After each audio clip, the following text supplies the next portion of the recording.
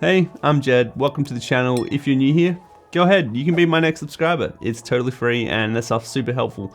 And if at the end of the video you find any value, please give it a big fat thumbs up, stuff is super helpful. Anyway, let's talk about the video.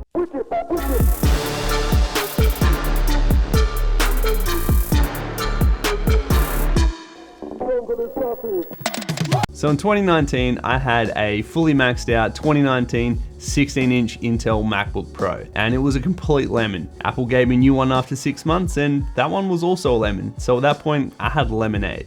Got any grapes? So Apple gave me a refund. So I didn't really know where to go from there because Apple had just announced the M1 chip, and I really wanted that high-end laptop, but as we all know, they entered with their entry level.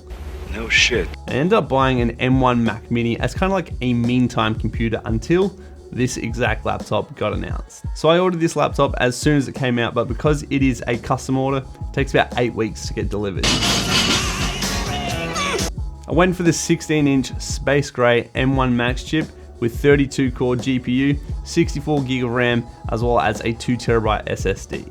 I would love to have gone bigger on the SSD and gone fully all the way out to 8TB. That would mean the whole computer is maxed out, but this computer was already over $6,000 without adding any Apple Care. So for now, I'm very much happy to work off external drives for all my larger editing projects. So you might be thinking, why did this review take so long to come out? Because my personal opinion with a review, I like to use something and know its pros and its cons. I've had about 10 weeks of operating under my belt with this, so I feel pretty well versed to give my opinions on this. The design of the laptop, it's nice, it's just not me. I'm not the guy who says he's an author, sits at a cafe just to be seen writing, but has never actually produced a book with a clean MacBook, drinking a soy chai double decaf triple froth virgin yak's milk 4 stevia latte of sorts. Venti is large. No, Venti is 20. Yeah. I don't know, that's just not me. No, that's not me. I like my computer to say who I am. It's gonna get used, it's gonna get scratched. These stickers will offer somewhat of a personalized protection. So I always decorate my laptops. To say a little bit about me, I always go with the Celtics spinning the apple. This is the 4th computer I've done it on, and I think it's hilarious, I think it's great, go Celtics. For the rest of the video, I'll refer to the M1 Mac Mini as Mac Mini or Mini, and the M1 Max MacBook Pro as MacBook Pro or Max. Also, if you are interested in the M1 Mac Mini, I do have a video that'll be linked up here. So after you've seen this video, come back to this part, watch that. So I've been using this laptop for about 10 weeks and I've got a few things to report. The M1 Max is really good. It is amazing, but the M1's also pretty damn good. Let me explain. The M1 Mac Mini is actually really good for a lot of people. For general photo and video editing, you're not gonna see a ton of difference between the M1 and the M1 Max chips. But it's when you start to get into more complicated, heavier workflows, that's where you're really gonna see the benefit. When you start to do lots of stabilization, lots of motion tracking, using compressed footages, raw workflows, heavy color grades, that's where the M1 Max is gonna start to set itself apart. As an example, my recent Sony A7Siii review, linked up top, that was an 885 gig project in Final Cut. And I thought, let's do a like-for-like render and export test between the two. Something to note for this first test, due to file size bloating with rendering in Final Cut, when you put an 885 gig project file onto a 1TB hard drive, it won't actually be able to render out that whole thing without filling up the whole hard drive. So I actually did run this first test off a Samsung T7 drive. The video goes for 19 minutes and 38 seconds. There's lots of titles and there's lots of data. The M1 Mac Mini rendered this whole project in 6 minutes and 36 seconds, whereas the M1 Max did 4 minutes and 15 seconds. That's a saving of 2 minutes and 21 seconds. It's not huge, but it's definitely something. That's what she said. The M1 Mac Mini exported this project in my best quality 4K settings in 23 minutes and 42 seconds. And the M1 Max took 22 minutes and 6 seconds. Surprisingly, only saving 1 minute 36. I was actually pretty surprised by these results. I thought perhaps the T7 was a bottleneck, so I thought, let's run this again on the M1 Max's internals because I do have that 2TB SSD. To my surprise, we got 3 minutes and 21 seconds on that internal render. So we saved 54 seconds all up on the rendering of the project. But what was really interesting on the export off the internal drive, we only saved 5 seconds. We came out at 22 minutes and 1 second, so not a night and day difference, but these little bits do add up over time. It's important to note though, if you are on an Intel based machine, these are both going to be huge jumps from what you're currently experiencing. To put it into perspective, I was working at a place where I was operating off a Mac Pro and I was also using my M1 Mac Mini, and I would choose to use my M1 Mac Mini because it was faster in most situations than the $20,000 Mac Pro. Heavy workflows is where the two majorly differ.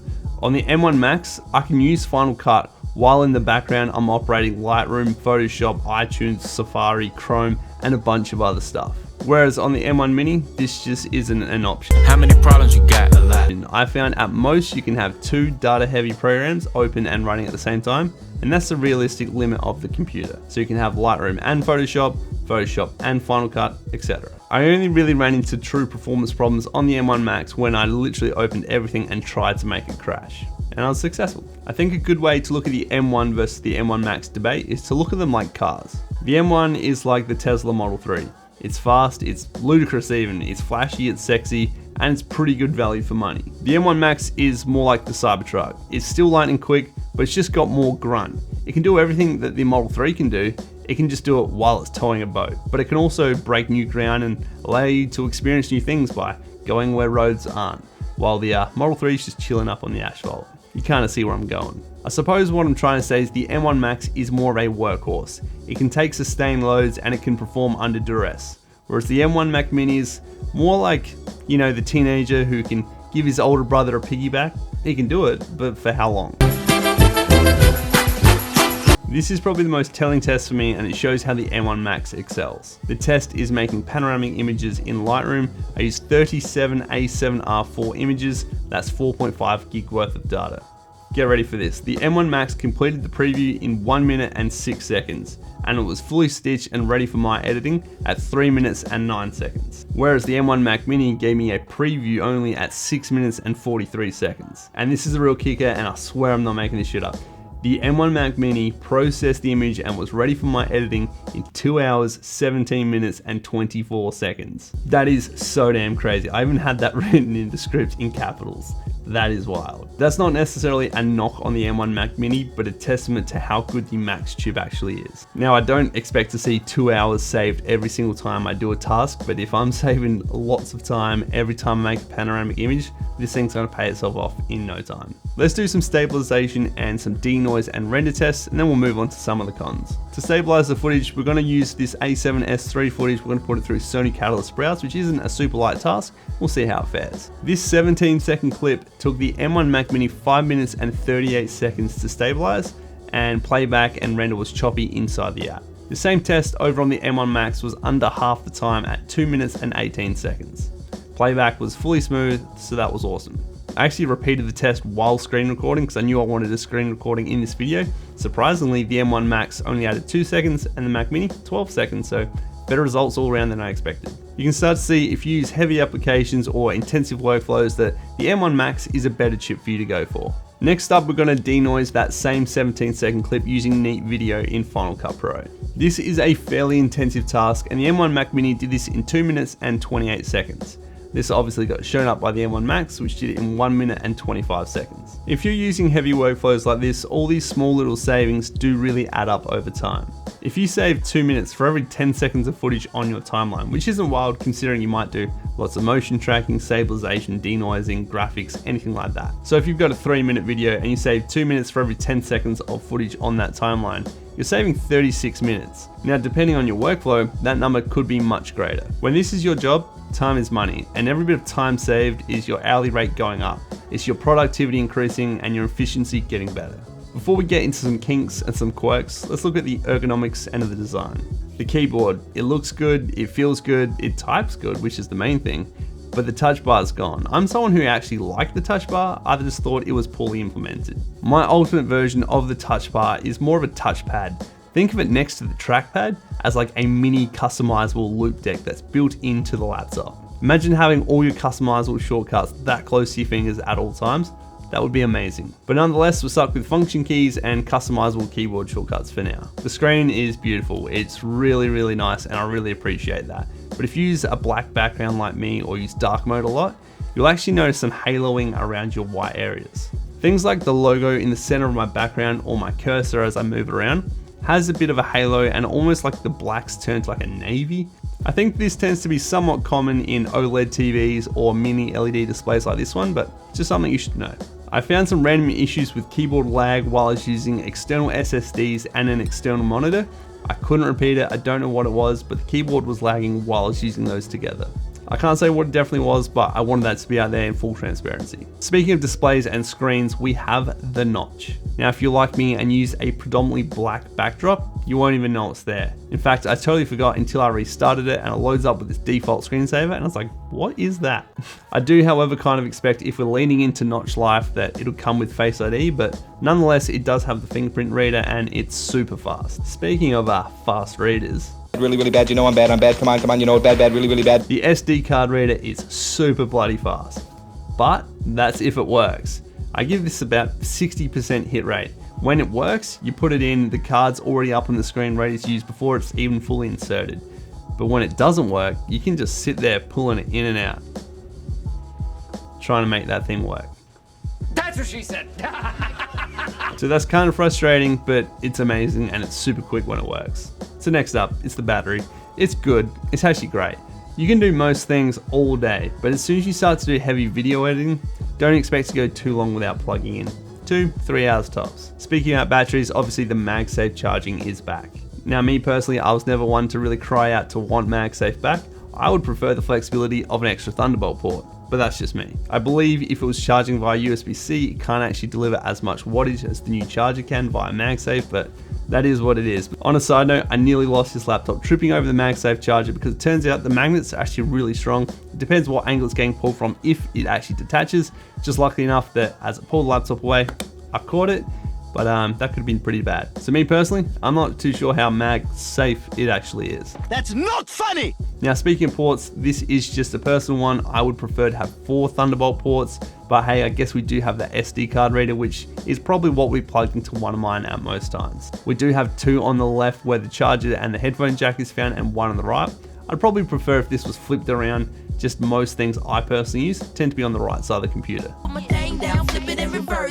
Alright, some issues and quirks. So the M1 Max is a pretty damn good computer, but don't get me wrong, it's not perfect.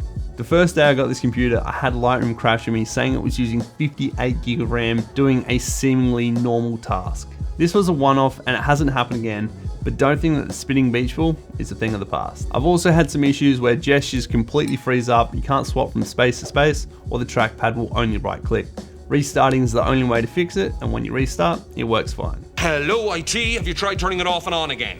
I've also had some problems mounting some drives to the M1 Max that mount perfectly to the M1 Mac Mini. These drives are spinning disks and I do use these as my backups. SSDs, I haven't had any problems though. To me, it kind of felt like the larger brand name channels. They didn't really report any negative stuff on these computers and they just said they were amazing. It was all sunshines and unicorns. But for me, I just wanted to be honest and share my experience with this computer, so you might be able to take something from that. In summary, the M1 Max is a unit.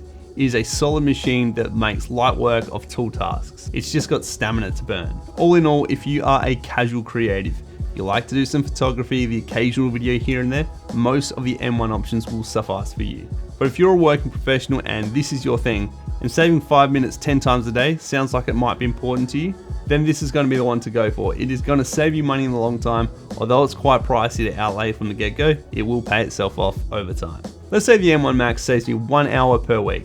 Over a 48-week year, taking 4 weeks off for holidays, that's saving me over 1 whole full-time work week of time across my year. If you have a more intensive workflow and you're someone like me and you expect to see 40 to 60 minutes every single day saved, you do the math across the course of a year, you're saving a bunch of time. This thing is going to be in the green in no time.